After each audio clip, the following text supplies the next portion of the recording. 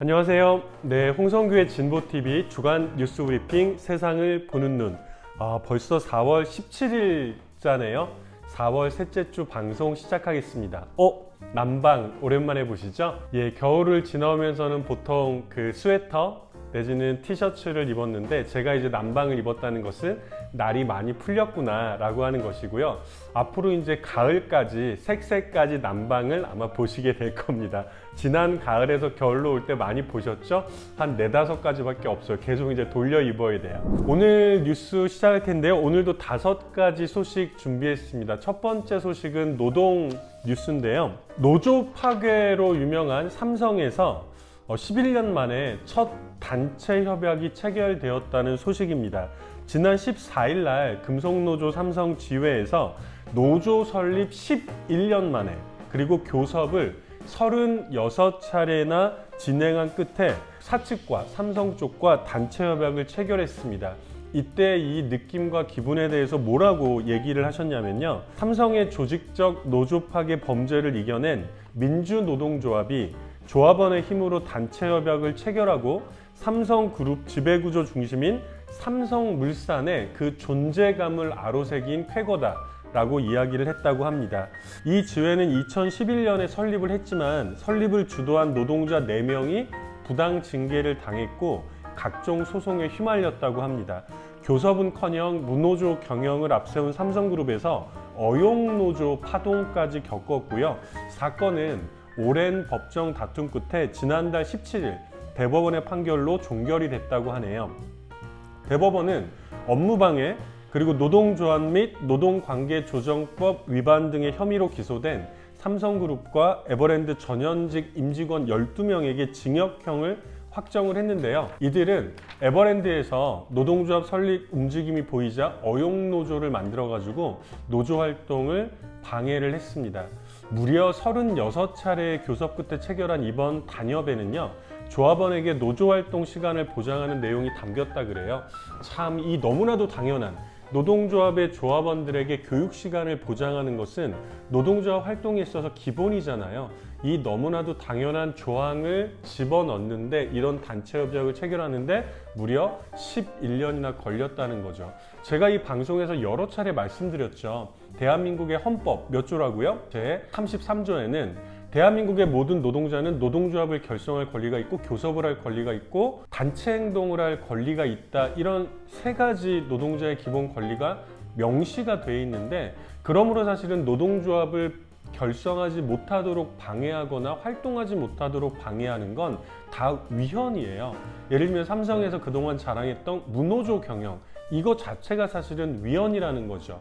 대한민국은 아직까지도 이 헌법의 가치가 지난 1948년도에 만들었던 이 헌법의 가치가 여전히 실현되지 못하고 있는 그런 상황이라고 얘기할 수 있을 것 같습니다. 이 얘기와 더불어서 하나 더 소개를 좀 시켜드리려고 제가 준비한 기사는 매일노동뉴스에 나온 칼럼인데요. 동료의 조직화로 승리한 아마존 노조라는 거예요. 미국에서도 사실은 비슷하더라고요. 아마존은 다 아시잖아요. 이 아마존 노동조합이 지난 1일 날 교섭 대표 노조 승인을 결국 따냈다고 하네요. 이 소식 잠깐만 전해드리면 이 아마존에 대해서 조금만 더 설명을 해드리면 다들 아시겠지만 미국에서만 2번째로 많은 노동자를 고용한 거대 기업이고요. 전 세계에서 2위의 부자로 온 세계가 코로나로 고통을 받는 가운데에서도 우주여행을 다녀왔던 제프 베이조스가 지배하는 이 아마존에서 미국 최초로 아마존 노동자의 교섭 대표 노조가 승인된 순간이었다고 합니다. 우리에게는 조금 낯설지만 미국에서는 노조 설립 자체는 특별한 제한을 받지 않는다고 해요. 다만 노조가 어느 사업장의 노동자를 위해서 단체 교섭을 하려면 해당 사업장 전체 조합원이 아니고요. 전체 노동자 과반수의 찬성을 얻어야 된다. 이게 굉장히 어렵겠죠. 노동조합을 만드는 건 니네 맘대로 해. 근데 이 노조가 전체 노동자를 대표해서 교섭에 나오려면 조합에 가입하지 않은 노동자까지 포함해서 전체 노동자 과반수의 동의를 얻어야 되니까 이 과정에서 엄청난 이 알력과 다툼들이 진행이 좀 되겠죠. 그래서 미국의 사용자들은 이 반노조 활동을 기획할 수 있는 로펌에 천문학적 비용을 지불하고 노조의 반대표를 던지도록 다양한 압박을 가한다고 합니다. 아마존은 그 중에서도 이런 미국 사용자 측의 아이콘처럼 상징처럼 여겨졌던 곳인데요. 지난 십수년간 이 미국에서 아마존 노동자들을 조직하려는 시도가 있었는데 완강한 무노조 전략에 부딪혀서 번번이 실패를 했다고 해요. 근데 이번에는 어떻게 성공했을까? 근데 이것도요, 정말 평범한, 뉴스에는 30대 노동자들이라고 나왔는데 이 노동자들 2명이 열심히 이 노동자들을 만난 거예요.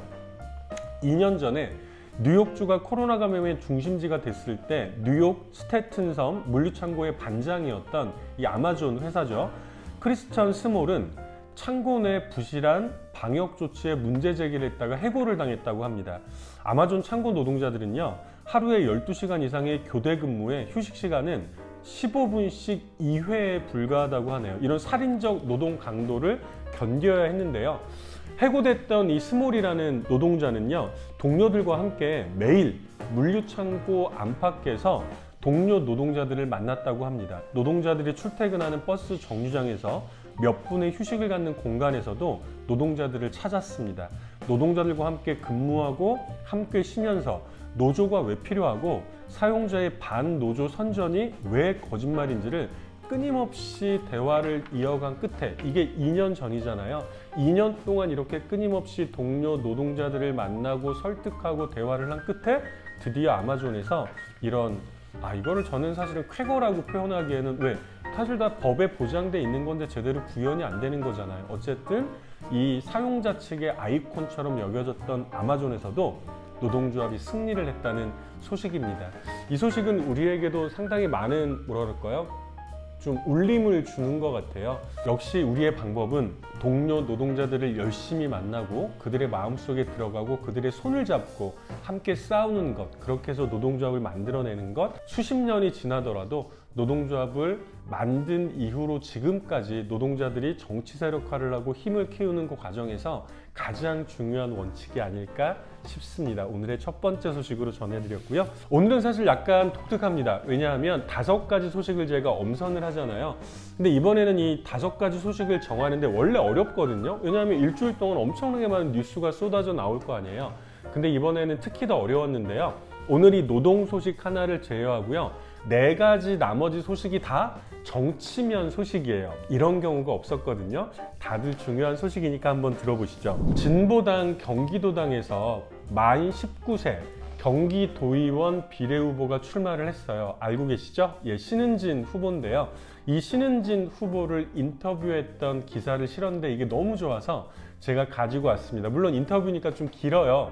이거를 다 말씀드릴 수는 없고 제가 왜 좋아하는지 말씀을 좀 드려볼게요. 지난해 마지막 날 총선과 지방선거에 출마할 수 있는 연령의 제한이 25살에서 18세로 내려갔다. 이후 처음 있는 6월 지방선거에 고등학교를 갓 졸업한 만 19세 2003년 2월생인데요. 후보가 출마한다. 이 신은진 후보는요, 특성화고를 졸업했고요. 다문화 가정 출신이고요. 그리고 여성이에요. 그리고 당도 진보당. 사실은 소수자의 정체성이 중첩된 이 신은진 경기도의원 비례후보를 지난 12일 경기도 수원의 한 카페에서 만났다. 긴장한 모습이 역력했다.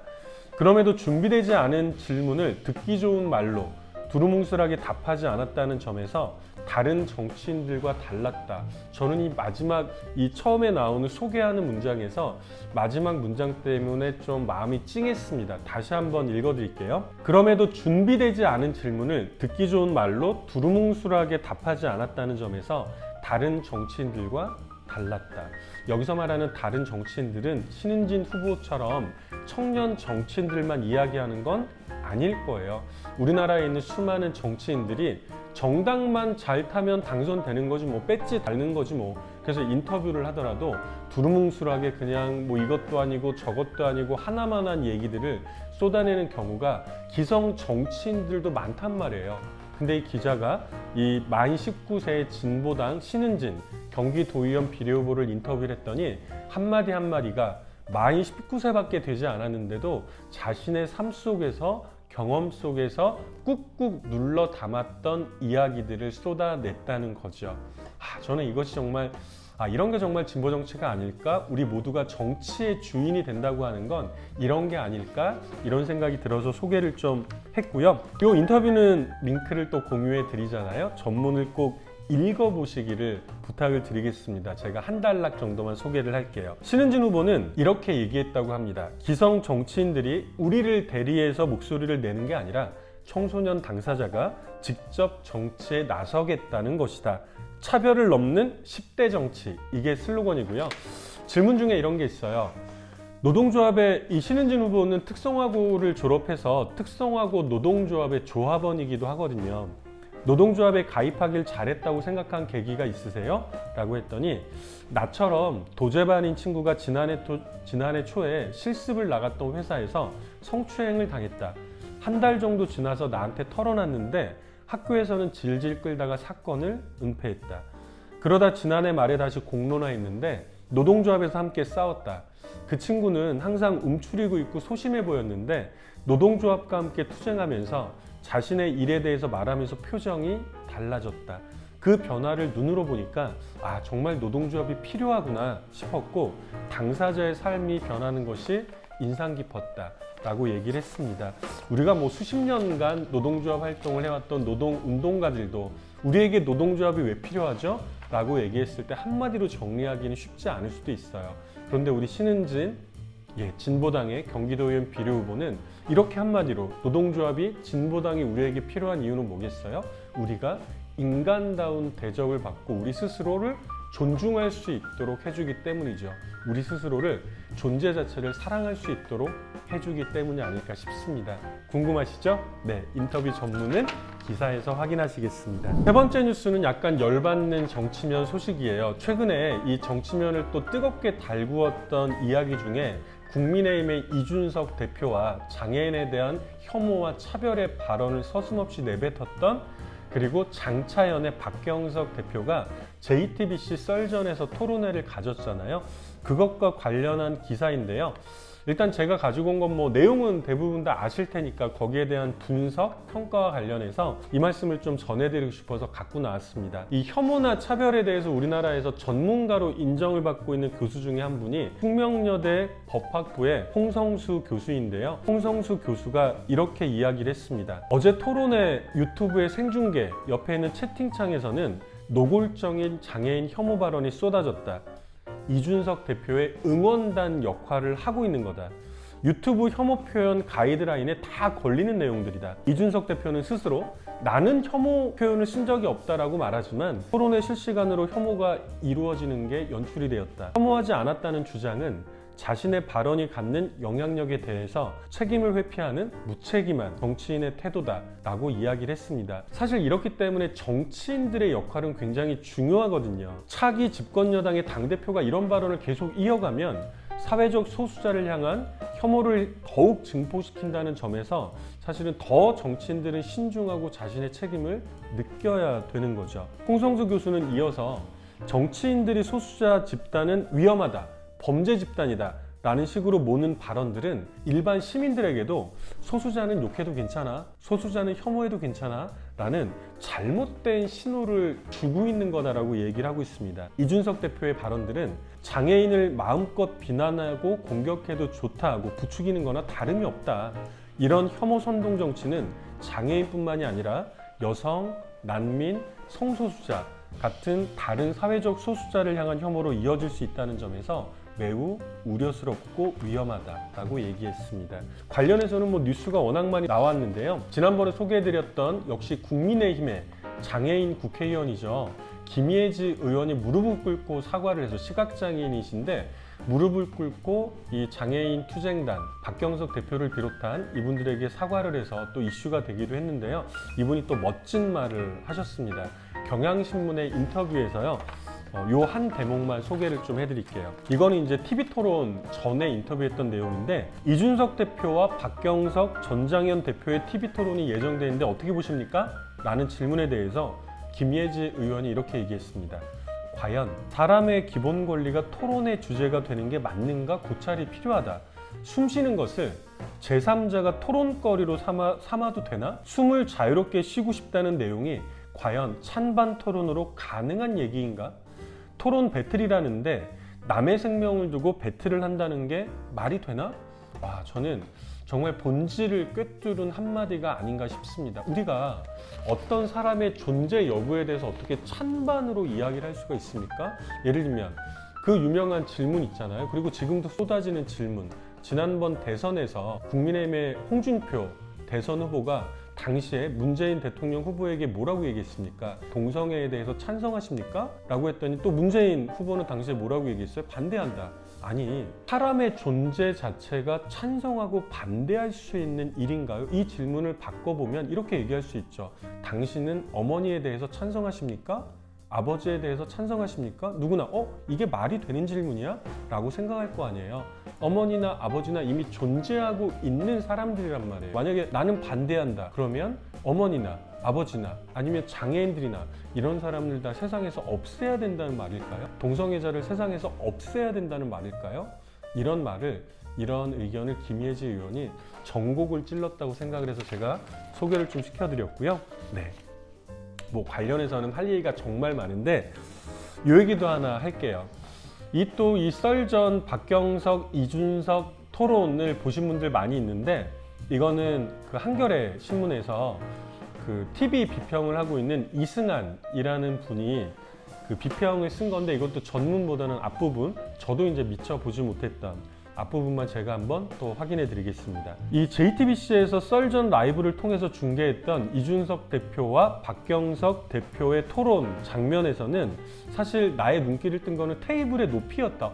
테이블의 높이? 이것도 무슨 상관이지? 박경석 대표가 휠체어를 타고 나왔잖아요. 근데 휠체어를 타고 온 사람이 같이 토론하기에는 테이블의 높이가 맞지가 않았어요. 그래서 박경석 대표가 훨씬 낮은 자세가 되어버렸죠. 즉 이준석 대표와 JTBC의 사회자는 높인 위치에서 그리고 박경석 대표는 손을 이렇게 얹어야 되는 낮은 위치에서 토론을 할 수밖에 없었는데 이것만 보더라도 우리 사회에서 이 장애인에 대한 일상적인 뭐 배려라고 하면 배려, 뭐 고려라고 하면 고려 이런 것들이 얼마나 좀 낙후돼 있는가라고 하는 거를 좀 지적했던 거였습니다.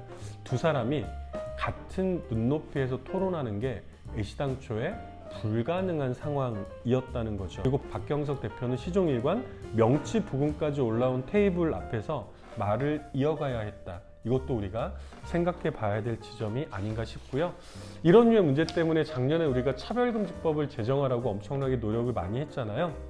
이 차별금지법을 4월 내에 제정하라고 지금 국회에서는 두 분의 이 인권활동가들이 무기한 단식농성에 돌입을 했어요. 지난 11일부터 단식농성에 들어갔는데요.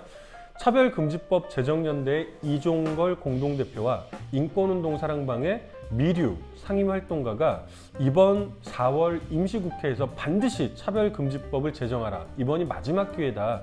라고 하면서 목숨을 건 단식투쟁에 나섰습니다.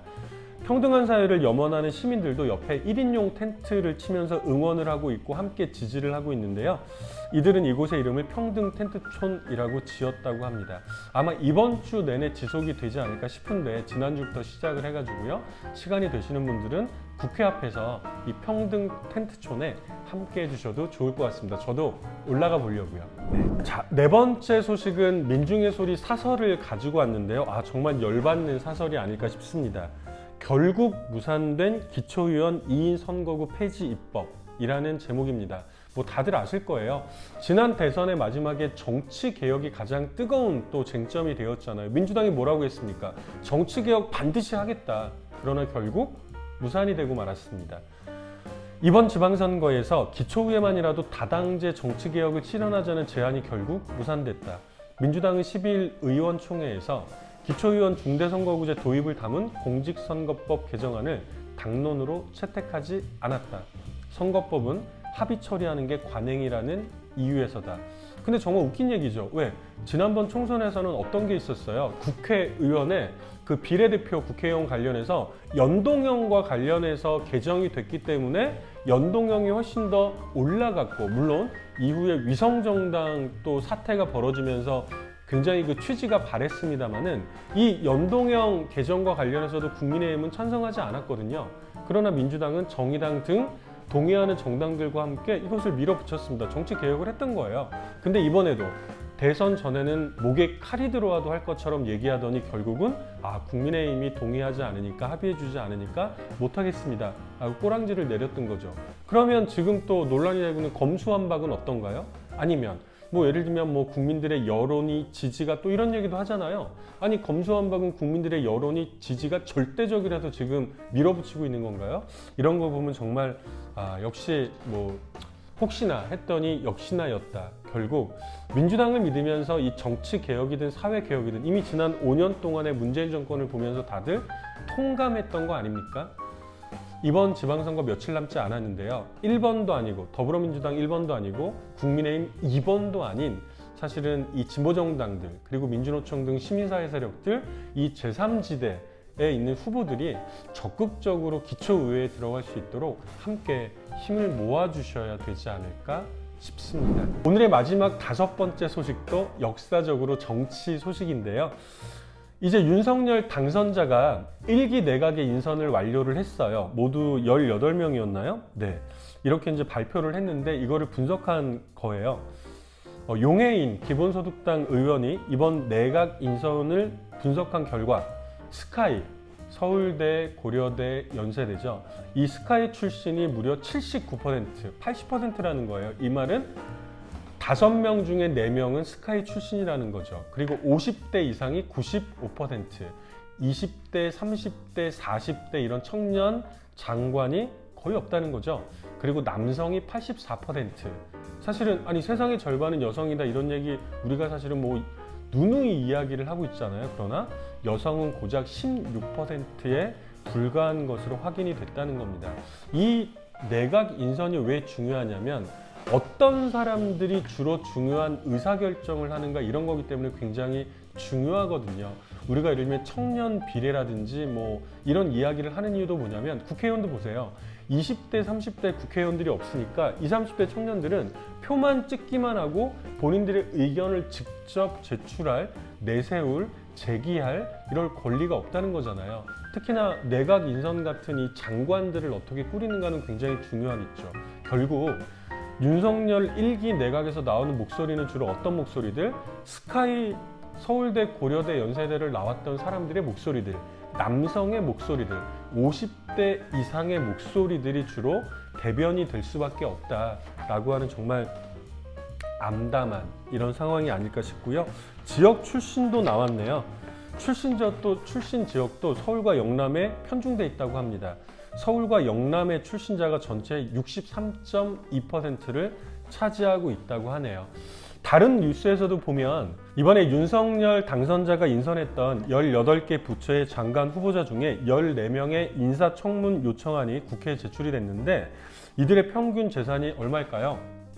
무려 41억 9천만 원, 약 42억이라고 하네요.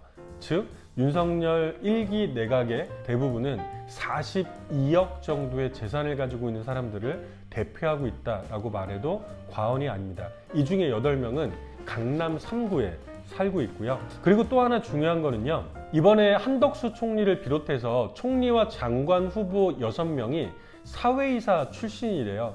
이 사회이사 같은 경우는 원래는 애초에 이제 경영진을 감시하면서 투명한 경영이 이루어지게 하자는 취지에서 도입이 된 건데요. 근데 약간 이렇게 변질됐죠. 예를 들면 대주주나 최고 경영자가 교수나 전직 고위 관료나 법조인들에게 자리를 주면서 이 회사를 관리하는 제도로 많이 변질되지 않았습니까? 그래서 우리가 회전문 인사라고 하는데 공직에 있었다가 사회이사로 갔다가 한덕수 총리가 대표적이죠.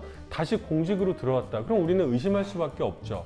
사회이사라고 하면서 천문학적인 예를 들면 의결권 몇 번을 그것도 대주주의 입맛에 맞게 의결권을 행사하면서 천문학적인 보수를 받게 되는데 이렇게 보수를 받아서 자신을 도와주었던 회사에 대한 사적인 이익에서 자유로울 수 있겠느냐라고 하는 문제가 제기될 수밖에 없다는 거예요.